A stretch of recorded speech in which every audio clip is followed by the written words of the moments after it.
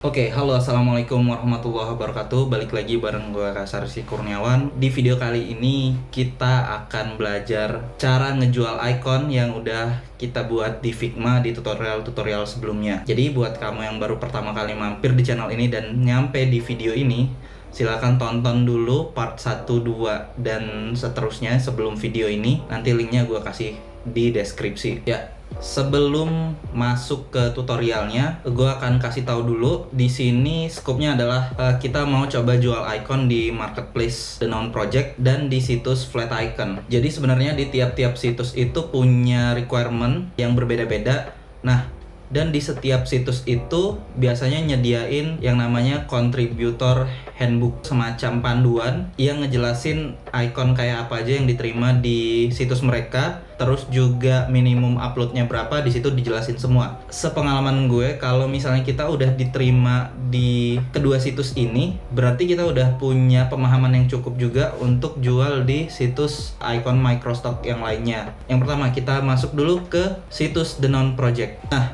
di situs The Noun Project ini, sini gue lampirin contributor handbooknya, technical guideline. Nanti gue taruh linknya di deskripsi. Sini udah dikelompokin sama The Noun Project. Ada yang create, isinya technical guideline, principle, collection, dan resources. Kemudian gimana cara kita uploadnya, dan royaltinya mereka ngasih kita tuh gimana caranya gitu kan. Kalau kita lihat sekilas di technical guideline ini, untuk iconnya itu harus SVG, berwarna hitam, size-nya nggak lebih lebar atau nggak lebih besar dari 100 pixel kali 100 pixel. Iconnya itu harus di ungroup dan nggak ada stroke lagi gitu. Terus juga ini spesialnya, kalau di non project ini tuh kita harus pakai compound path. Compound path ini tuh semacam ngejadiin icon itu jadi satu kesatuan gitu ya, tapi di ungroup. Jadi gimana caranya nanti coba gue jelasin. Ini nonton video ini sampai habis dan tonton juga video-video sebelumnya. Ini udah gue jelasin juga di video-video sebelumnya. Terus selanjutnya, principle of design. Di The Noun Project itu nggak boleh pakai huruf, nggak boleh pakai letter. Terus harus universal. Terus juga stylenya harus konsisten. Ini nggak bisa nih yang kayak gini nih, dia berantakan. Terus juga harus nyambung. Kalau stylenya line, nggak boleh kayak gini. Terus lined, kalau ini kan dia stroke-nya berantakan ya, atau garis tengahnya. Nah di sini dia lebih rapi. Terus juga shape-nya clean. Jadi sebelum di-upload nanti coba kita periksa lagi dulu. Setelah diekspor icon SVG-nya diperiksa dulu sebelum upload. Terus contain with purpose. Maksudnya di sini adalah pastiin icon yang kalian buat itu bisa berguna gitu ya. Jadi kalau misalnya tombol play di sini kan ya kita bisa gunain itu di interface media player misalnya. Tapi kalau misalnya itu kayak gini ya kita nggak bisa pakai ini, nggak jelas gitu apa bentuknya, walaupun secara visual ini bola basket, cuma kita mau pakai di mana gitu kan. Terus dia bisa upload satuan dan grup juga, dan dia bisa hand drawn style gitu. Nanti lebih lengkapnya bisa teman-teman pelajari sendiri. Di sini sebenarnya udah ada juga tutorialnya, cara pakai toolsnya gitu. Terus ada Illustrator yang biasa gua pakai, terus Sketch, Inkscape, dan Affinity Designer. Itu sekilas tentang The Noun Project. Selanjutnya yang kedua ada situs Flat Icon. Nanti gue taruh juga linknya di deskripsi.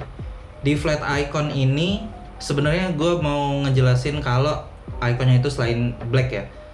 Jadi kalau iconnya teman-teman buat satu warna black gitu ya, baik itu line style ataupun field style atau glib style, itu udah cukup ngikutin icon tutorial dari non project tadi. Tapi kalau misalnya teman-teman mau buat icon yang berwarna, teman-teman bisa lihat contributor handbooknya Flat Icon. Yang pertama, kalau kita mau join di Flat Icon ini, kita harus upload packs dengan minimum 20 icons. Ini ada standarnya, dari 20 icons per set, dari 6 set yang udah kalian upload. Review dulu, kalau misalnya kalian approve satu set itu kalian diterima jadi kontributor. Tapi kalau kalian reject semuanya ke 66 itu, kalian nggak akan diterima jadi kontributor gitu. Nah, selanjutnya kita masuk ke design guide-nya. Di flat icon ini kita bisa upload multiple warna kayak yang udah gue bilang tadi. Jadi di sini tuh kita mesti konsisten kayak yang tadi, stroke-nya, terus cara bentuknya, terus dia bilang di sini don't perspective view of the pencil. Tapi nih kita bisa pakai side view. Jadi perspektifnya itu dari samping ya, jangan dibuat kayak di perspektif gini. Kenapa? Karena balik lagi ke usernya itu, usernya icon yang kita buat ini nanti setelah kita upload akan di-download oleh pengguna kan. Nah, penggunanya itu biasanya siapa? Biasanya yang langganan flat icon berbayar itu freelancer lainnya yang nggak bisa bikin icon.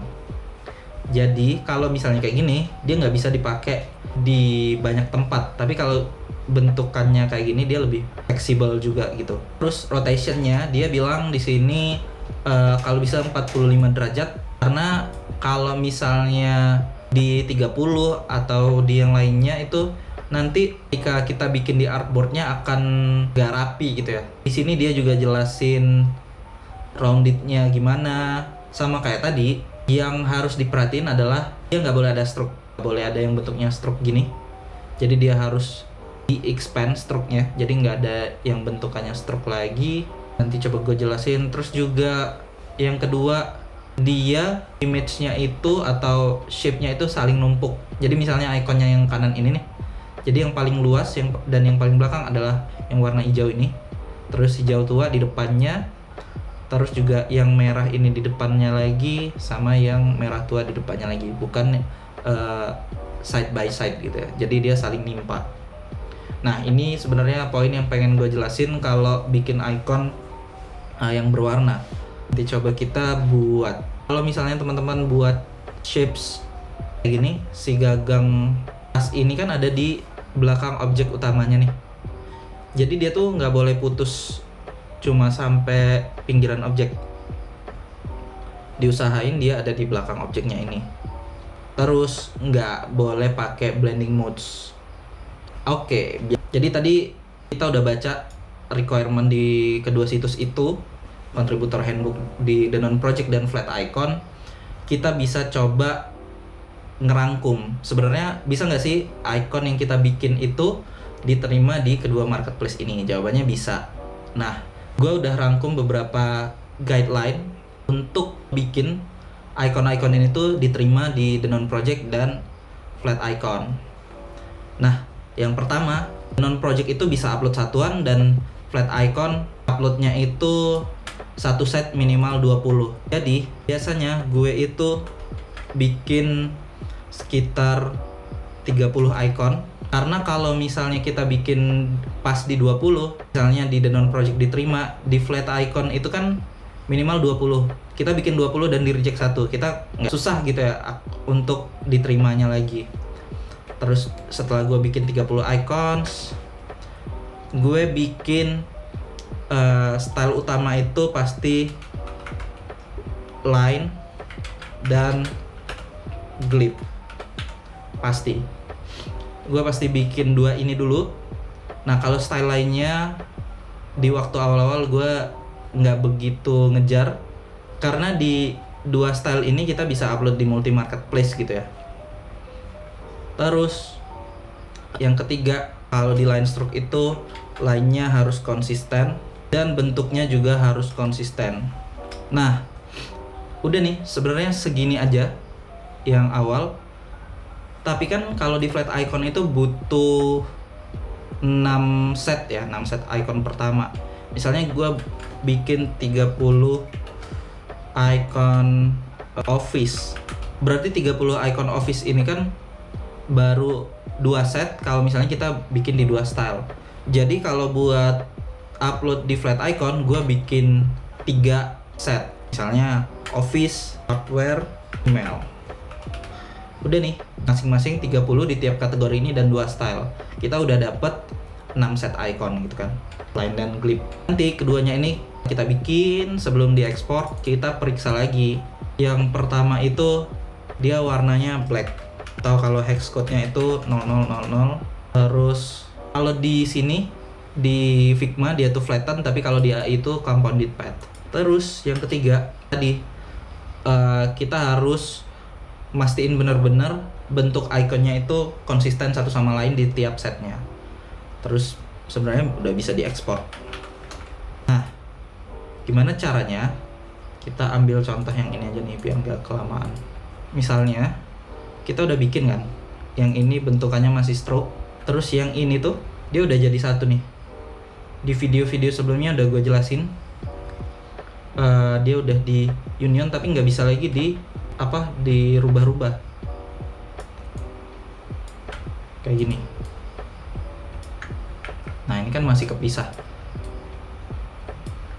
outline stroke, terus juga sini kita union. Nah sebenarnya ini kalau di flat icon udah diterima nih, tapi di dalam project nggak boleh. Jadi kita tuh harus bikin ini jadi satu. Itulah yang dinamain compound path. Nah di sini tuh nggak ada fungsi compound path di Figma, jadi kita bisa pakai fungsi flatten. Di sini sebenarnya udah gue jelasin juga di video sebelumnya. Nah gitu juga yang glip. Yang glip ini udah kita compound path, udah tuh tinggal kita klik export SVG. Ketika kita udah ekspor ya sebenarnya udah bisa dijual. Tapi kalau mau ngekspornya usahain sama si artboardnya ini nih, mail icon. Sekarang di sini udah kita kasih nama, kita ekspor misalnya SVG, udah tuh. Terus kita upload ke situs-situs marketplace selain The Non Project dan Flat Icon juga sebenarnya udah bisa. Terus yang terakhir, gimana bikin icon yang berwarna. Nah kayak tadi ini, coba gua ini dulu ya, duplicate.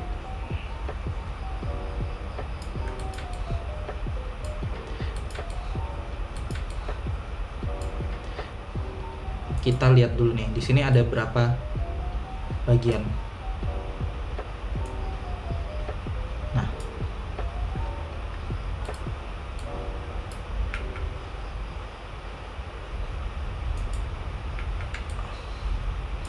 di sini kan ada banyak ya bagiannya.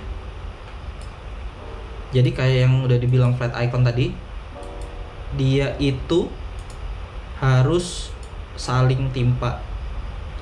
Jadi kalau misalnya kita mau bikin icon kayak gini, kita bikin dulu shape paling luarnya, yang paling gede, which is yang kuning. Nah, terus stroke-nya itu kita taruh di depannya gini. Jadi si shape-nya ini haruslah ada di belakang stroke ini. Yang nggak diterima kalau misalnya kita kayak gini nih, si stroke dan si luarannya ini, outline dan backgroundnya berbatas gitu, bukan saling timpa. Terus kalau udah ini kita taruh, nah jangan lupa nih ini masih bentuknya stroke, kita create outline dulu, outline stroke, kita jadiin satu yang hitamnya. Terus yang ini kita jadiin satu, kita flatten. Terus ada lagi nih, misalnya kita mau nambahin shading gitu ya, kita taruh aja nih. Nah ini kan sebenarnya udah apa ya, dia nggak berbatas gitu ya. Stroke yang kuning ini bukan di sini nih, tapi di belakang garis outline yang hitam ini.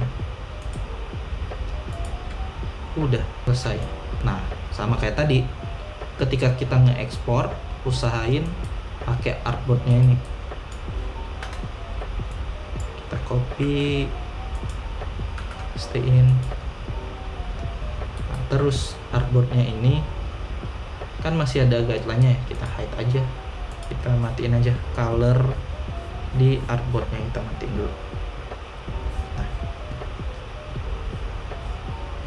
Jadi sebelum ekspor yang perlu diperhatiin adalah line dan glip itu punya konsisten stroke. Kalau misalnya dia 1 pixel, semuanya 1 pixel.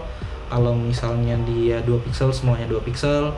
Terus bentuk konsisten, misalnya roundednya itu 2 pixel, ya 2 pixel semua. Tapi kalau nggak rounded, yang ikonnya tajam-tajam, ya udah samain aja semuanya.